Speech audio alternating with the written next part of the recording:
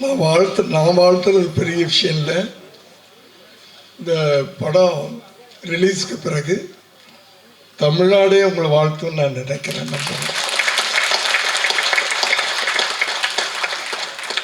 Media நண்பர்களுக்கும் மேடையில் இருக்கின்ற என்னுடைய பிள்ளைகள் சொல்லலாம், நண்பர்கள், குறிப்பாக ரொம்ப மரியாதைக்குரிய இயக்குனர் அகத்தியன் அவர்களுக்கு. ஏன்னா நாங்களாம் எத்தனையோ படம் பண்ணியிருக்கலாம். ஆனால் அகத்தியன் சாருடைய அந்த காதல் கோட்டை யாரோ சொல்றாங்க, இன்று வரை எத்தனையோ வருஷங்கள் ஆயிடுச்சு. அப்படியாப்பட்ட ஒரு திரைக்கதை, ஒரு ஆழமான காதல் யாருமே சொல்லலை. அப்படித்தான் நான் சொல்வேன். அப்படியாப்பட்ட இயக்குனர் எனக்கு நல்ல ஞாபகம் இருக்கு. பிரசாத் லேப்ல ஒரு நாள் அவரை நான் மீட் பண்ணி விஜய்க்கு ஒரு படம் பண்ணுங்கன்னு சொன்னேன். ஞாபகம் இருக்குன்னு நினைக்கிறேன். அப்போ ரொம்ப பிஸியாக இருந்தார். அந்த வாய்ப்பும் அந்த குறிப்பினையும் எங்களுக்கு கிடைக்கவில்லை. அப்படியாப்பட்ட அவருக்கு என்னுடைய வாழ்த்துக்கள், நன்றிகள். அடுத்து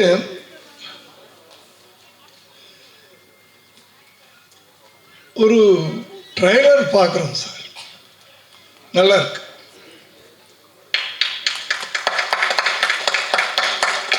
நல்லா இருக்குன்னு எல்லாரும் சொல்லுவாங்க. ஆனால் அந்த ட்ரெய்லரை பார்த்த உடனே யாருப்பா டைரக்டர்? முதல்ல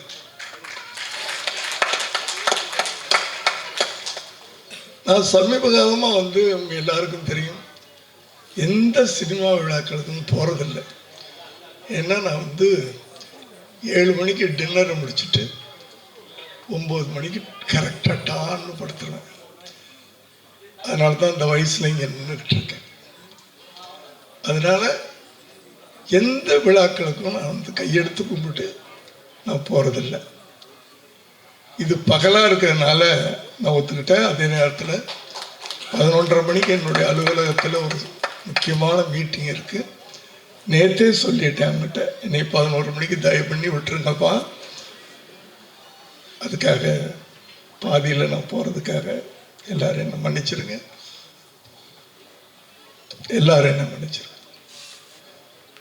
அப்படி ஒரு ட்ரைலரை பார்த்த உடனே யாருக்கு அந்த டைரக்டர் புதுசாக இருக்கு, இன்ட்ரெஸ்டிங்காக இருக்கு. இந்த ட்ரைலரை பார்த்த உடனே படம் பார்க்கணும்னு, அதுக்கு தான் ட்ரைலரே பண்ணுறோம். நம்ம ட்ரைலர் எதுக்கு பண்ணுறோம்னா, அந்த ட்ரைலரை பார்த்தா அந்த படத்தை பார்க்கணுன்னு நமக்கு ஒரு உள்ளுணர்வு நம்மளை தூண்டணும். அதான் ட்ரைலர். சும்மா அந்த 1.5 நிமிஷம் இதே பார்த்தா நல்லா இருக்கு அப்படின்னு போகிறது ட்ரைலர் இல்லை. முதல்ல அந்த ட்ரைலரை பார்க்குற ஒவ்வொருத்தரும் அந்த படத்தை பார்க்கணுன்னு விரும்புவாங்க. அதற்கு முதல்ல இயக்குனருக்கு என்னுடைய வாழ்த்துக்கள். ஏன்னா ஒரு ஒரு ஒரு ட்ரைலர் இந்த அளவுக்கு வந்திருக்கு அப்படின்னு சொன்னால், அதுக்குள்ளே இருக்க கண்டென்ட், அந்த கதைக்குள்ளே இருக்க கண்டென்ட்டு அவ்வளோ நல்லா இருக்குன்னு நமக்கு தோணுது. அந்த கண்டென்ட்டு தான் அந்த. இல்லைன்னா சில படங்களுக்கு ட்ரைலர் எப்படி பண்ணுறதுன்னே தெரியாது. ஏன்னா அப்படி படங்கள் அப்படி தான் இருக்கும்.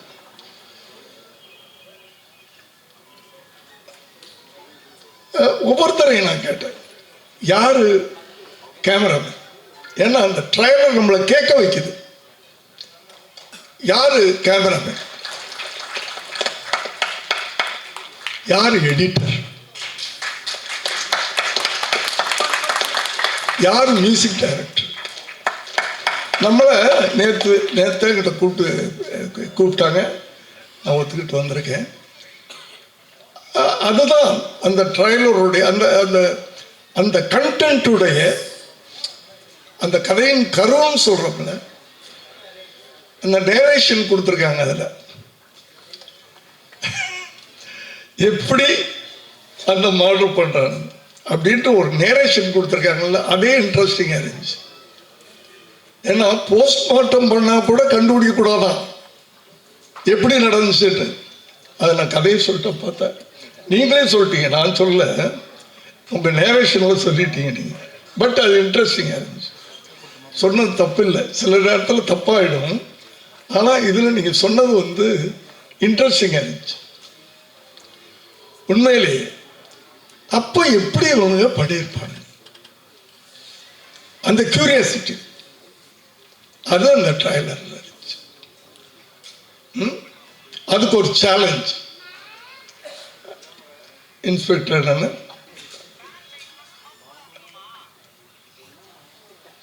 இந்த கேஸ் முடிகிற வரைக்கும் சிரிப்பையே நான் பார்க்கக்கூடாது. சேலஞ்ச்.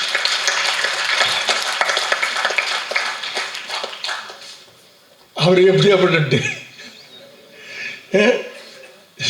இப்படியாப்பட்ட டேஞ்சரோட 3 பசங்க மோதுறானுங்க. இதுதான் கதை. கரெக்டா?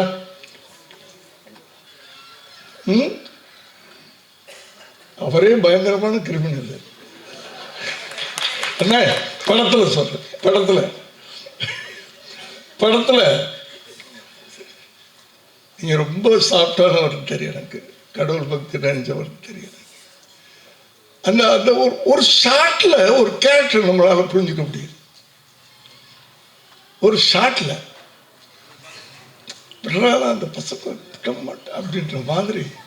அப்படி இந்த கதைக்குள்ள ஒரு டிக் ஃபார் டேட், ஒரு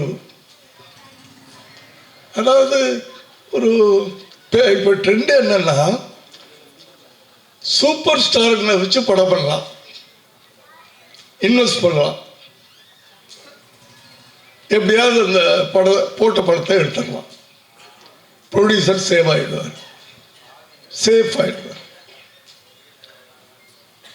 இல்லைன்னா இப்படி இப்படி புதுசா பசங்களை கொண்டாந்து, புதுசுனா புதுசு இல்லை, ஃப்ரெஷ்ஷா வச்சு படம் பண்ணணும். இதுதான் பண்ணணும். இப்போ நடுவில் யாரையாவது வச்சு பண்ணோம்னா ப்ரொடியூசர் காணாம போயிடுவார், டைரக்டர் காணாம போயிடுவார். ஆனால் இங்கே நான் குறிப்பாக சொல்லணும், நான் கொஞ்சம் டைம் எடுத்துக்கிறேன். ஆனால் என்னை பேச வைக்குது அந்த படம், அந்த ட்ரைலர் என்னை பேச வைக்குது. மறுபடியும் சார், இப்படியாப்பட்ட படம் எடுக்கிறதுக்கு யாரும் ஃபைனான்சர் கிடையாது. இப்போ மொத்தத்திலே ஃபைனான்சர் கிடையாது எந்த படத்துக்கும். இதான் நான் சொன்ன மாதிரி சூப்பர் ஸ்டாருங்களை வச்சு படம் எடுத்தா அதுக்கு ஃபைனான்ஸ் பண்ணுறதுக்கு ரெடியாக இருக்காங்க. ஒரு நல்ல கதைக்கெல்லாம் இப்போ ஃபைனான்ஸ் பண்ணுறதுக்கு யாரும் தயாராக இல்லை. நல்ல கதையாக நீ எடுப்பா, எடுத்து ரிலீஸ் பண்ணு, யாரும் இல்லை ஃபைனான்ஸ் பண்ணுறதுக்கு. எவ்வளோ ஆச்சுன்னு கேட்டேன் நான் நேற்று. ஒரு 2.5 கோடிக்கு மேலே சொன்னாங்க. சார், தயாரிப்பாளர் சார், நீங்கள் ஏதோ பிஸ்னஸ் பண்ணிகிட்டு இருக்கீங்க, வேறு பிஸ்னஸ்ன்னு சொன்னீங்க, என்ன பிஸ்னஸ்ன்னு தெரியாது. ஆனால் 2.5 கோடி ஒரு இயக்குனர் அனுப்பி நீங்கள் படம் எடுத்திருக்கிறீங்க அப்படின்னா உங்கள் நம்பிக்கைக்கு நன்றி. அந்த அந்த அந்த அந்த நம்பிக்கையை ஜெயிக்கும் சார். மனுஷனுக்கு முதல்ல வேணுங்கிறது என்னன்னா நம்பிக்கை. ஒரு காரியத்தை நம்ம செய்யும்போது நம்ம ஜெயிப்போம் அப்படின்னு நினைச்சு நீங்க ஆரம்பிச்சீங்கன்னா கண்டிப்பா நம்ம ஜெயிப்போம். என் வாழ்க்கை அதுதான். இன்னைக்கு வரைக்கும் நான் ஜெயிப்போன்னு படம் எடுத்துக்கிட்டு இருக்கேன். என்னைக்காவது ஒரு நாள் ஜெயிப்பேன். இந்த வயசுல மனிதனை இயக்கிறதே அந்த நம்பிக்கை தான் சார். அதுதான் நம்ம எனர்ஜி. ஏஜ்லாம் அப்புறம், எக்ஸ்பீரியன்ஸ்லாம் அப்புறம், அறிவுலாம் அப்புறம், திறமையெல்லாம் அப்புறம், நம்பிக்கை உள்ளவன் தான் ஜெயிப்பான். சாதாரண விஷயம் இல்லை சார். நீங்க ஒரு இவ்வளவு இன்வெஸ்ட் பண்ணியிருக்கிறீங்கன்றது இன்னைக்கு இப்படியாப்பட்ட ஒரு ப்ரொடியூசர் கிடைச்சிருக்காருப்பா. நீ நிச்சயமா அந்த படம் வெற்றி அடையும் நான் நினைக்கிறேன். அவங்களாம் நினைச்சாங்கன்னா இப்படியாப்பட்ட நல்ல படங்களை கொண்டு போய் சேர்க்க வேண்டியது அவங்க. சூப்பர் ஸ்டார் படங்களை கொண்டாடுறாங்க, இப்படிப்பட்ட படங்களை அவங்க கொண்டாடணும். தயவு பண்ணி கேட்டுக்கிறேன். நான் படம் அவர் சொல்லிட்டாரு, படம் காட்ட போறேன்றார் பாருங்க. அதிலே ஒரு வார்த்தை சொன்னார், நல்லா இருந்தா என்கரேஜ் பண்ணுங்கன்னு சொன்னார். நாங்கள் எப்படி வேணாலும் படம் எடுப்போம், என்கரேஜ் பண்ணுங்கன்னு சொல்ல, அவ்வளோ கான்ஃபிடென்ட்டோட சொல்றேன். அந்த நம்பிக்கைக்கு நீங்க உரமா இருங்க. தயவு பண்ணி உங்களை நானும் அவர் சார்பாக கேட்டுக்கிறேன். நான் எல்லாமே ஒரு ஒரு பாட்டு கேட்டோம் நல்லா இருக்கு அப்படின்னு சொல்லாம நம்ம கால் தாளம் போடுது உட்கார்ந்துருக்கும் போது, ஒரு பாட்டு கேட்கும்போது நம்ம தாளம் போட வைக்கிறாரு. இதே உணர்வு தானே படம் பார்க்கிற போது அவனுக்கு இருக்கும்.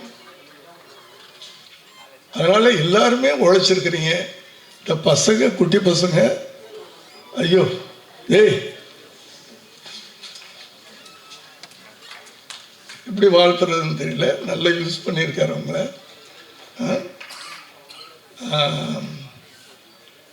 இந்த 2 பசங்களை வச்சு டைரக்டர் மணிகண்டன் நினைக்கிறேன் ஒரு படம் எடுத்திருந்தார், ஒரு ஏழைத்தாய், காக்காப்பட்டி. அது வேற, அது கதை வேற கதை, அது இது வேற மாதிரி இருக்குது. அதனால என்னுடைய முழுமையான வாழ்த்துக்கள். அடுத்து நான் எங்கே போனாலும் சமீப காலமாக சொல்ல வேண்டியது இயக்குனர் குகரன் சார், ப்ளீஸ் குகரன் சார் ப்ளீஸ், இந்த படம் வெற்றி அடையும். அந்த நம்பிக்கை எனக்கு இருக்கு. ஆனால் இப்பத்த ஜென்ரேஷன் இந்த வயலண்ட் தான் ரசிக்கிறாங்கன்னு சொல்லிட்டு எனக்கு தெரியாது, முழு படம் என்னன்னு தெரியாது எனக்கு. வர இயக்குனர்கள்லாம் கட்டி ரத்தம் சத்தம் வேற எதுவுமே கிடையாது, கதையே கிடையாது. இந்த 3 நம்பித்தான் படம் எடுக்கிறாங்க. அப்படி இருந்துற போதும்னு எனக்கு பயமா இருக்கு. அப்படியே நீங்க முதல் படம் ஜெயிக்கணும்னு எடுத்தா கூட அடுத்த படங்கள் தான். ஏன்னா ஒரு எழுத்தாளன் தான் நாட்டில் ஒரு எழுச்சியை உண்டாக்க முடியும். எங்க பீரியட்லாம் 80s நாங்கள் என்டர்டெயின்மெண்ட் படம் தான் எடுப்போம். முத்துராமன் சாராக இருக்கட்டும், நானாக இருக்கட்டும், ஏன்னா ப்ரொடியூசர் சேவ் ஆகணும். ஸோ என்டர்டெயின்மெண்ட் படம் தான் எடுப்போம். ஆனால் அதுக்குள்ள ஏதாவது விஷயங்களை சொல்லிக்கிட்டே போவோம். ஒவ்வொரு படத்துக்கு போராடி ரிலீஸ் பண்ணுவோம். அதுதான் அப்போ ஒவ்வொரு படத்தையும் போராடி தான் ரிலீஸ் பண்ணுவோம். நான் என்னை பொறுத்த வரைக்கும் என்னுடைய படங்கள்லாம் அப்படித்தான் இருக்கும். நாட்டில் நடக்கிற தவறுகளை தைரியமாக நம்ம சொல்லக்கூடிய ஒரே மீடியா சினிமா. இப்போல்லாம் யாரும் பத்திரிகையெல்லாம் படிக்கிறது இல்லை. ஸோ உங்களை மாதிரி இளைஞர்கள் சமுதாயத்தை நல்லபடியா, ஏன்னா சினிமா வேற வாழ்க்கை வேறேன்னு இப்போ யாரும் நினைக்கிறது இல்லை சார். சினிமா தான் வாழ்க்கைன்னு நினைக்கிறாங்க சார். சினிமாவில் என்ன நடக்குதோ அதை நம்மளும் பண்ணலாம். இப்போ ஸ்கூலில் படிக்கிற பசங்களாம் கத்தி எடுத்துட்டு போகிறாங்க இல்லையா? ஸோ நம்மளை அது சப்போர்ட்டாக இருந்துடக்கூடாது. ஒரு ஒரு எழுத்தாளராக, ஒரு இயக்குனராக நான் உங்களெல்லாம் கேட்டுக்கிறேன். ஏன்னா வருங்கால சமுதாயம் நல்லா இருக்கணும். அதுக்கு நம்ம கையில் இறைவன் கொடுத்துருக்கிற இந்த ஒரு பவர்ஃபுல்லான மீடியா சினிமா, அந்த சினிமாவை நல்ல விதமாக நம்ம யூஸ் பண்ணுவோம்.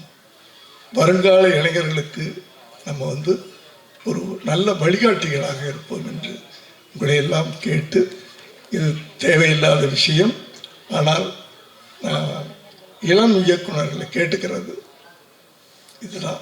நன்றி, வணக்கம். என்னுடைய ஃபுல் டீமுக்கு அத்தனை பேரை நான் தனித்தனியாக சொல்ல விரும்பலை. நல்லா மறுபடியும் சொல்கிறேன். அதை கொண்டு போய் ரீச் பண்ணுற அளவுக்கு கையில் இருக்குது. அது இப்படியாப்பட்ட படங்களை படம் திருப்பி அந்த ப்ரொடியூசர் சொன்ன வார்த்தையை சொல்கிறேன். படம் நல்லா இருந்தால் உங்களுக்கு காட்டுறேன்னு சொல்கிறாரு. நல்லா இருந்தால் அந்த படத்தை கண்டிப்பாக நீங்கள் பாருங்கன்னு எல்லாத்தையுமே சொல்லலாம். எல்லாத்துட்டையும் நீங்கள் எடுத்துக்கொண்டு போகும். ஏன்னா அப்படியாப்பட்ட படங்களுக்கு முதல்ல அந்த ட்ரைலரை பார்த்துட்டு வந்துடுவாங்க.